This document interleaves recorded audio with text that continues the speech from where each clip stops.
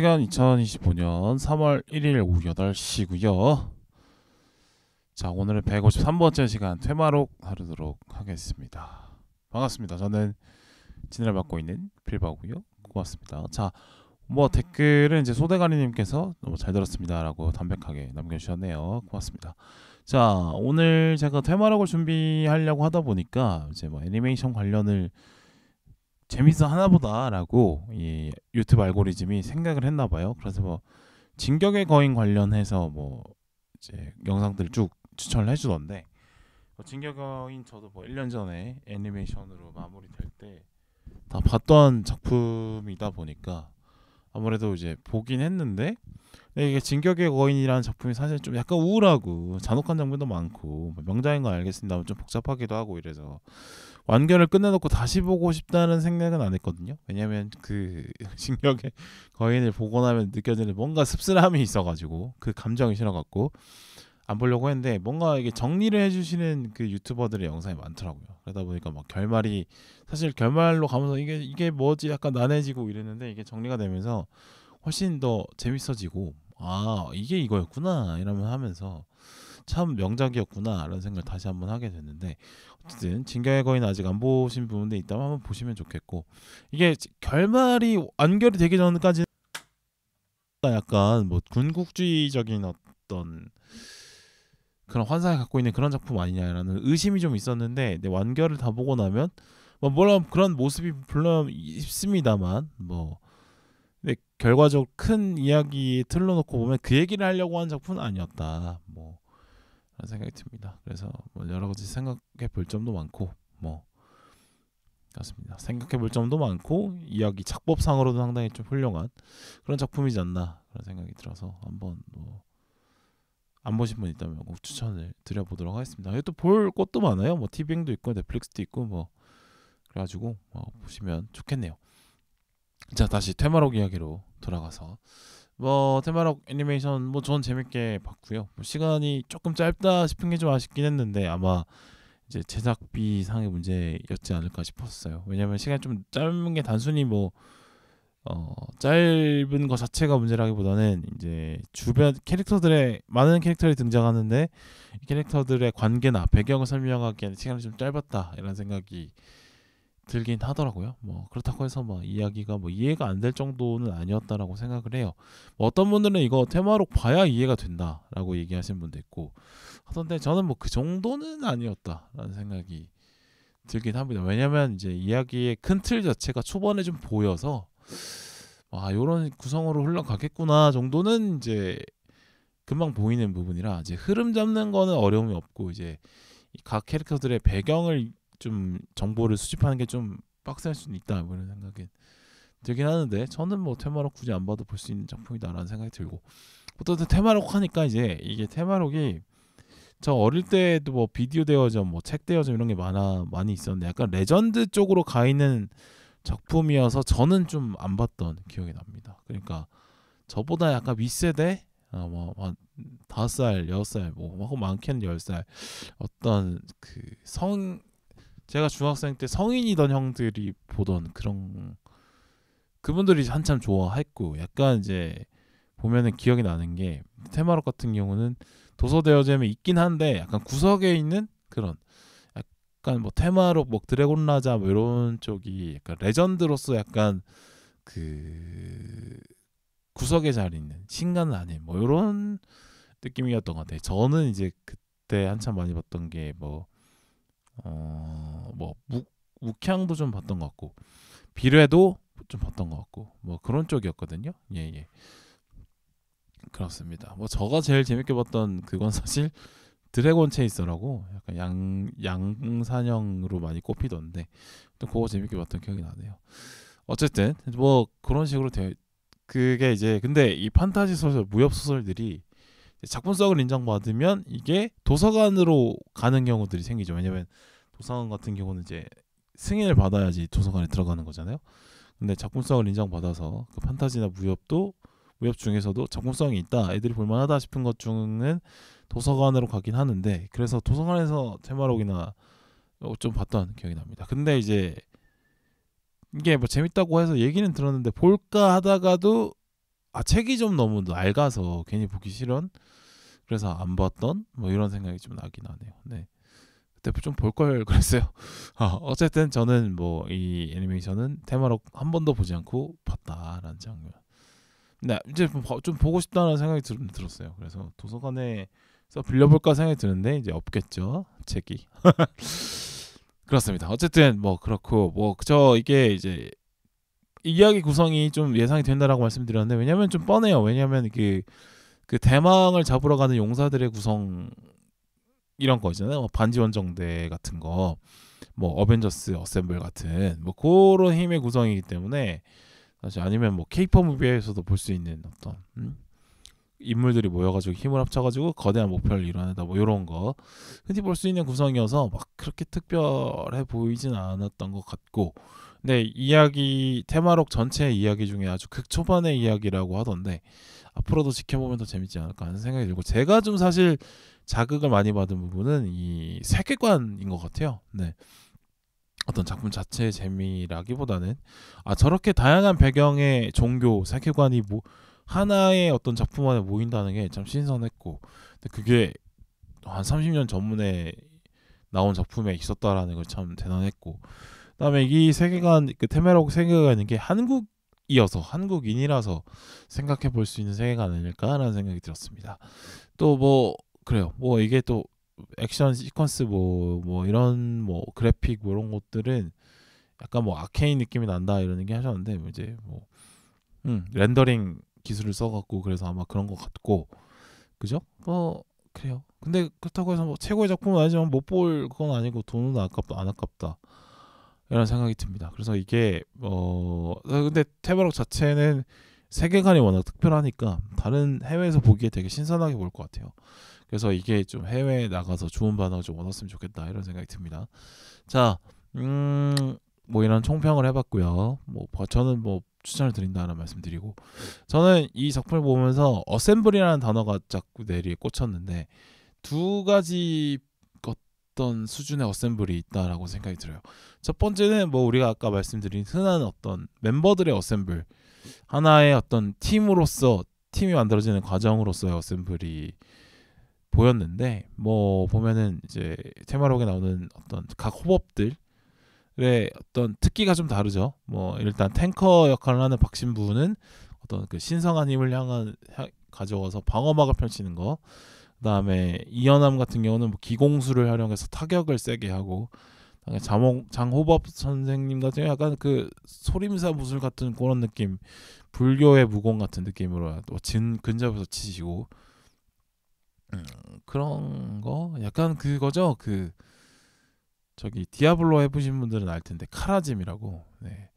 그 승려를 모티브로 하정은 캐릭터인데 약간 그런 느낌. 그다음에 원거리 딜은 이제 벽공도인이 이기어 검술이라고 하던데, 검을 이제 직접 휘두르지 않아도 검에 검기를 넣어가지고 검을 약간 미사일처럼 쏘는 뭐 이런 약간 원거리 딜러. 그다음에 마법사 역할처럼 약간 을련 호법 같은 경우는 무속의 힘을 가져와가지고 뭔가 어떤 뭐 정확하게 그 분량이 많지 않으셔갖고 정확한 특기를 좀 알기는 어려웠지만 뭐 그런 느낌 좀 알 수 있어서 그거는 좀 재밌게 봤던 것 같아요. 제가 더 말씀드리고 싶은 부분이 뭐냐면, 어셈블이라는 어떤 이 서사의 구조가 왜 이렇게 자주 볼 수 있느냐에 대한 얘기를 하고 싶은 건데, 그러니까 우리가 생각할 때 거악을 쓰러뜨린다고 할 때 거악의 본질은 무엇인가? 그러니까 거악이니까 당연히 악 아닐까라고 생각을 하실 텐데, 제가 생각하기에는 악보다는 견제를 못할 정도로 독보적인 힘이 더 본질이 아닐까라는 생각이 들거든요. 그러니까 석여주 보면은 그 독보적인 힘으로 다른 호법들의 사상이 견제하기 어려운 상태인데, 그러니까 각 호법들이 힘을 모아도 석여주한테 안 되는 상황인 거죠. 그러니까 견제가 안 되는 상황. 그러다 보니까 박신부를 해동 밀교 바깥에서 불러왔어야 되는 상황이기도 했고, 또 만약에 이연함이 예상치 못하게 합류를 하지 않았다면 석여주 못 막았을 가능성이 높죠. 그만큼 석여주의 어떤 석여주가 다른 캐릭터들과의 힘의 격차가 상당히 큰 상황인데, 근데 이게 여기서 문제는 견제받지 않은 힘은 그 힘을 갖고 있는 소유자의 독단으로 인해 잘못 쓰여질 가능성이 너무 높다라는 거죠. 그러니까 사실 모든 사람은 자기만의 생각이 있고 그것이 다른 사람과 교류를 하지 않으면 어떤 문제점이 있어도 발견하지 못하고 독단에 계속 빠지게 되는 가능성이 누구에나 다 있는데, 근데 이제 석유주도 뭐 한낱 인간이기 때문에 독단에 빠질 수밖에 없는데, 근데 그 사람이 워낙 격차가 벌어져 있는 큰 힘을 갖고 있다 보니까 다른 사람들의 의견을 들을 필요가 없게 되고, 그죠? 그럼 독단에 계속 빠지게 되고, 그 독단으로 큰 힘을 사용하게 되면 그 힘으로 발생하게 되는 피해가 상당히 크다라는 가능성이 있는 거죠. 그래서 결과적으로 거악의 본질은 악이라기보다는 견제받지 않을 정도의 힘이 균형이 깨진 상태로 한 사람에게 몰려 있는 게 더 중요하다, 뭐 이런 생각이 들었어요. 악의 자체로만 사실 위협이 되지 않는 거든요. 악의를 아무리 갖고 있다고 하더라도 물리력이 동반되지 않으면 사실 뭐 그냥 그거는 뭐 생각일 뿐인 거지, 어떠한 것도 피해를 주지 않을 수 있잖아요, 그죠? 결국에는 힘이 먼저라는 생각이 듭니다. 그래서 견제받지 않을 정도로 힘이 한 사람에게 몰리지 않게 하는 것이 오히려 더 중요한 거 아니냐, 이런 생각이 들거든요. 그러니까 석여주의 대항마로 석여주만큼 강한 사람이 나타나서 석여주를 쓰러뜨리는 것도 가능하잖아요. 근데 석여주보다 약한 힘들이 모여서 석여주를 쓰러뜨리는 방식의 서사가 석여주를 쓰러뜨렸단 말이죠. 그러니까 어셈블의 형태로 뭔가 많은 것들을 거악을 물리치는 경우들이 많다라는 건데, 뭐 어벤져스도 그렇고 뭐 반지연정대도 그렇고 뭐 전 세계적으로 봐도 뭐 반동딱 연합군도 있고 뭐 노동조합도 마찬가지 그런 원리일 거고 뭐 그럴 거라고, 민중운동 이런 것도 다 그런 사례라고 볼 수 있을 것 같은데, 그러니까 석여주 같은 독재자를 무너뜨리는 것 자체가 중요한 게 아니라 석여주 같은 독재자가 또 나오지 않도록 힘을 분산하는 구조를 만드는 것, 힘이 분산된 상태에 도달하는 것이 결국에는 평화인 거지, 그 뭐 지금 악인 한 명 쓰러졌다고 해서 평화가 오는 게 아니라는 걸 말하고 싶어 하는 것 같아. 그러니까 석여주와 비슷한 힘을 가진 사람이 나타나서 석여주를 무너뜨리면 또 다른 석여주가 될 수 있는 가능성이 있다라는 거죠. 그러니까 제가 말씀드렸듯이 거악의 본질은 악이 아니라 힘이기 때문에 그 사람도 다른 존재들과의 힘의 격차가 큰 힘을 갖고 있다라고 하면 또 석여주처럼 독단에 빠질 가능성이 높은 거 아니겠습니까? 네, 그렇습니다. 그러니까 독재자를 무너뜨리고 끌어내리는 것이 끝이 아니라 여럿의 힘이 균형을 갖는 상태, 약간 민주주의적인 상태에 도달해야 진짜 평화가 찾아온다라고 할 수 있는 것 같아요. 그래서 그런 서사들이 좀 반복되는 이유가 다 이런 쪽에 이유가 있지 않을까라는 생각이 듭니다. 그래요. 과학을 쓰러뜨리는 데서 끝나는 것이 아니라 여러 힘이 균형을 이루는 것으로 목표를 향해서 나아가는 이야기들이 많다라는 생각이 듭니다. 그만큼 이제 균형이라는 것이 사실 일시적일 수 있어요. 금방 또 무너지기도 하고, 또 균형이라는 그만큼 이제 유지하는 게 상당히 어렵잖아요, 그죠? 어떻게 보면 이제 동등하게 힘이 나눠서 분산이 된다는 게 상당히 어렵고, 또 어느 순간 또 보면 힘이 모아져 있게 되고 뭐 이런 거죠. 어떻게 보면 자연스럽게 냅두면은 그 힘센 사람이 더 힘세지는 거는 어떻게 보면 자연스러운 이치니까, 그죠? 네. 근데 그 힘이 또 힘을 몰린 상태에 대해서 발생하는 또 문제점들이 생기고 그걸 또 무너뜨리고 다시 균형으로 나아가고, 이런 게 어떻게 보면 역사의 반복이지 않나, 이런 생각이 들었습니다. 예, 그래요.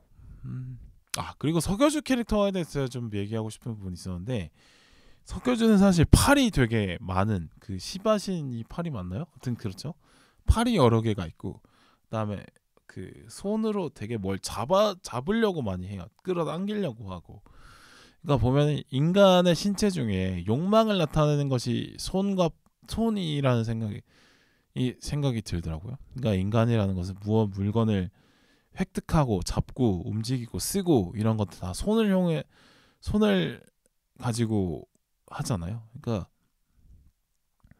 어떤 물건을 갖고 싶은데 그 물건에 다가가는 거는 다리의 힘으로 하지만 결과적으로 그 물건을 획득하고 내가 쓰기 위해서는 손으로 컨트롤이 돼야 되는 거죠.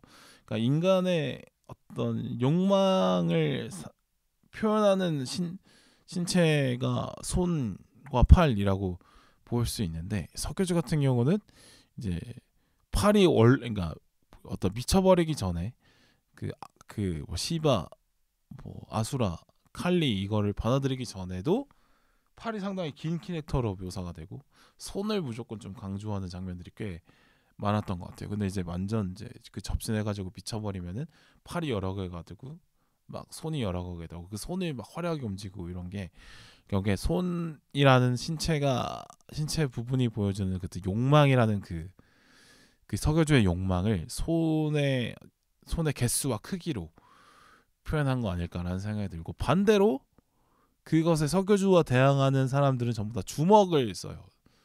어떤 둥근 어떤 주먹. 그러니까 어떤 물건을 잡을 수 없는 주먹으로는 어떤 물건을 컨트롤하고 잡을 수 없잖아요.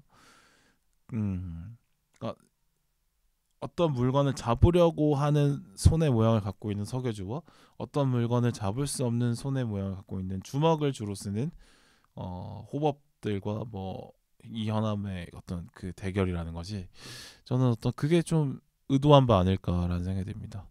네, 그래요. 그래서 사람의 어떤 물건을 잡는 행위 이런 것들이 사실 욕망이 거고 거기에 반대되는 걸로 주먹을 사용했던 거. 그거 좀 인상적인 부분이었습니다. 얘기 안 하고 넘어갈 뻔했네.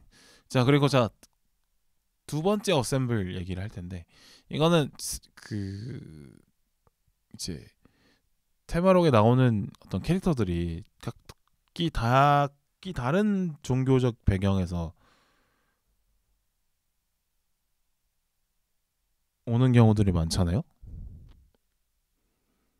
예를 들어서 이제 도교를 배경으로 갖고 있는 것이 신선, 어떤 도사, 뭐 이런 캐릭터들인데 허어자 캐릭터나 벽공도인 같은 거, 허어자 같은 경우는 부적술이고 뭐 벽공도인 같은 경우는 뭐 이제 검기를 사용하는 그런 거고, 그다음에 불교의 배경을 한 거는 이제 장호법은 상당히 또 불교 배경으로 보이고, 또 이연암 같은 경우는 이제 태극 기공술 이런 걸 쓰다 보니까 이제 태극 쪽이고 약간 무협의 배경을 든 사람이고, 또 무속의 배경을 둔 그 을련호법이 있고, 또 뭐 기독교 배경으로 박신부가 있고, 그다음에 이 준우라는 꼬마 아이는 그 각 호법들의 특성을 다 받아들인 어떤 그런 천재적인 캐릭터로 나오는데, 근데 해동빌교라는 거 자체가 약간 이제 인도에서 들어왔다는 설정이고, 또 막 보면은 이제 여러 다양한 배경들의 인물들이 존재하는 거로 봤을 때는 약간 이제 힌두교의 뉘앙스를 띠고 있는 것 같아요.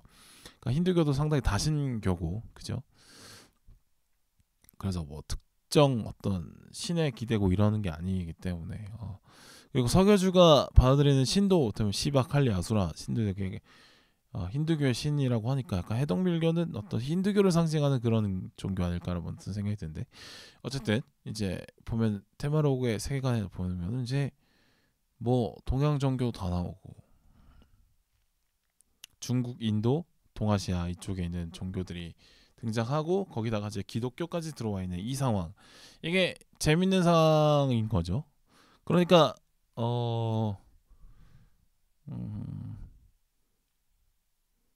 그 서구가 저기 동양으로 진출하면서 기독교는 동양으로 많이 넘어왔는데 동양의 종교들은 사실 뭐 서구로 넘어가긴 했지만 사실 약간 그 소수자들만 즐기는 약간 뭐 어떤 약간 그 낮은 수준에 머물러 있긴 한데, 기독교는 사실 동양에 넘어와서 많은 부분을 차지하고 있다는 게 좀 차이점이라고 볼 수 있는데, 이게 보면 한국적인 어떤 종교 생태계가 있다라고 보거든요. 그러니까 한국을 보면 생활 문화적으로 봤을 때는 이제 무속, 불교, 유교가 한창 대한민국의 전통 문화와 함께 오래 왔기 때문에 자연스럽게 묻어 있고, 특히나 무속 같은 경우는 사실은 적대시해야 되는 기독교 신자분들도 신점을 보고 막 사주를 보고 이러기도 하니까 그래서 불교와 무속은 사실 어떻게 보면 적대적 관계가 아니고 어떤 의식이나 예절 같은 거에서 상당 부분을 공유하는 이런 쪽이어서 뭐 어쨌든 그렇고, 그다음에 특정 우위가 없는 어떤 종교 생태계를 갖고 있는데 불교, 개신교, 가톨릭이 약간 2, 30%대 왔다 갔다 하면서 균형을 이루고, 그다음에 이제 무신론을 주장하는 분들도 꽤 많고, 그죠. 그래서 특정 어떤 종교적 믿음이 우위를 차지하지 않고 있는 생태계라는 것이 좀 특별한 부분인 것 같아요. 그러니까 서구는 당연히 기독교 우위의 세계관을 갖고 있고 그게 생활 문화적으로도 묻어 있고 뭐 실제 종교로도 존재하고, 그게 뭐 개신교든 카톨릭이든 간에 뭔가 이제 그 하나님이 있다라고 믿는 게 이제 그 동네의 세계관인 거죠. 물론 뭐 이민자들에 의해서 들어온 뭐 이슬람교, 힌두교, 불교 등등 뭐 타종교가 있긴 하지만 전혀 우위에 있지 않은, 영향력이 좀 낮은 상태에 놓여 있다라는 것이고, 그래서 보면 이제 서구에서 나온 오컬트물들이 이제 천사와 악마의 대립구도 좀 단순화된 부분이 있는 것 같고, 근데 일본을 보면은 이제 신토와 불교가 합쳐져서 약간 그 생활 문화 수준으로 내려와 있는 그 불교와 신토의 결합 정도. 그래서 일본인의 종교관을 보니까 뭐 특별히 특정 종교를 열심히 믿는 그런 건 아니다. 종교라는 거는 그냥 문화 정도의 수준으로만 그치고 어떤 종교적인 어떤 신자로서의 삶이 강하게 들어와 있는 분은 많이 없다, 이렇게 한다고 하던데, 그러니까 우리나라처럼 막 교회 열심히 다니신 분들은 평생 어릴 때부터 매주 교회를 나가고 교회와의 삶에서 교회 커뮤니티에 많은 것을 의존하고 주고받고 그걸 평생 함께 가는 경우, 뭐 불교 신자 커뮤니티 마찬가지고 그런 경우들인데, 그 정도로의 종교에 많이 어, 시, 영향을 받고 시간 투자하고 이런 사람 많이 없다, 이렇게 나오는 것 같아요. 그다음에 그 대신에 뭐 신토, 그러니까 토속 신앙을 많이 믿으시는 거고, 중국은 이제 공산주의 국가다 보니까 이제 공산주의 국가들은 이제 종교에 대한 비판적인 시선을 많이 갖고 있기 때문에 종교를 일단적으로 좀 지양을 하죠. 네, 그렇다고 해서 뭐 종교를 탄압하거나 이러는 건 아니라고 하는데, 아무래도 이제 중국이라는 나라가 역사가 긴데 공산당이 집권한 건 사실 뭐 중국의 긴 역사에 비하면 짧은 시간인 거고, 사실은 그 중국의 민중들과 함께한 거는 뭐 민간 신앙, 도교, 불교 이런 것들이기 때문에, 그죠. 어쨌든 근데 이제 한국처럼 이런 불교, 개신교, 가톨릭 어떤 형태가 딱 정해져 있는 종교가 이렇게 균형적으로 이렇게 존재하고 있는 경우는 없다, 이렇게 보시면 될 것 같아요. 그래서 아마 이런 상황이 되게 전 세계적으로도 특이하기 때문에 잘 없고, 그래서 어떤 테마록 이런 세계관이 한국에서만 나올 수 있는 거 아닐까, 이런 생각이 들어요. 여러 종교가 이렇게 어우러져서 뭔가 이야기를 만들어지는 것이, 한국에서는 그렇게 여러 종교가 어울리고 있으니까 이야기도 이렇게 한국에서는 여러 종교가 어울려서 어울리는 이야기를 만들어낼 수 있는 거 아닐까 생각이 들더라고요. 뭐 사바도 보면 이제 불교 이단 종교를 추적하는데 목사가 추적을 해. 뭐 이런 거. 아니면 뭐 검은 사제들, 검은 수녀들 보면은 이제 테마 의식을 하는데 무속인들과 콜라보를 하고, 이런 거는 사실 이제 다른 나라에서는 상상하기 좀 어려운 거 아니냐, 뭐 이런 거죠. 그래요. 그래서 어떤 종교라는 것이, 그 믿음이라는 것이 사실 인간에게 상당히 영향이 크고 누구나 관심을 갖고 있는 그 분야인데, 또 어떻게 보면 이제 실체를 잘 확인할 수 없기 때문에 무한한 상상력을 펼칠 수 있는 어떤 공간이 되기도 하잖아요. 이제 그러는 게 이제 종교라는 특성이 그러한데, 근데 대한민국은 이런 어떤 여러 가지 종교가 난립하고 있는 이런 상황이라서 어떤 이런 종교나 믿음에 관련된 상상력을 펼치기가 아주 좋은 공간이지 않나, 이런 생각이 듭니다. 한편으로는 이제 우리나라 같은 경우는 뭐 일제강점기와 뭐 급속한 성장 때문에 벌어진 이촌향도 때문에 뭔가 전설, 뭐 민담, 설화, 뭐 괴물, 도깨비 뭐 이런 것들이 사실은 이제 뭐 학교 다닐 때나 책으로는 좀 보지, 사실은 뭐 저희의 일상생활과 많이 단절되어 있는데, 근데 어떻게 보면 이 종교 난립하는 부분이 좀 상상력을 좀 채워주고 있지 않나 이런 생각을 또 해 봅니다. 그래요. 어쨌든 뭐 그래서 전 퇴마록을 보면서 상당히 자극을 받았다. 뭐 이렇게 말씀드릴 수 있을 것 같습니다. 재밌고요. 꼭 보셨으면 좋겠네요. 추천드립니다. 그래서 뭐 이 정도로 해서 마치도록 하겠습니다. 감사합니다.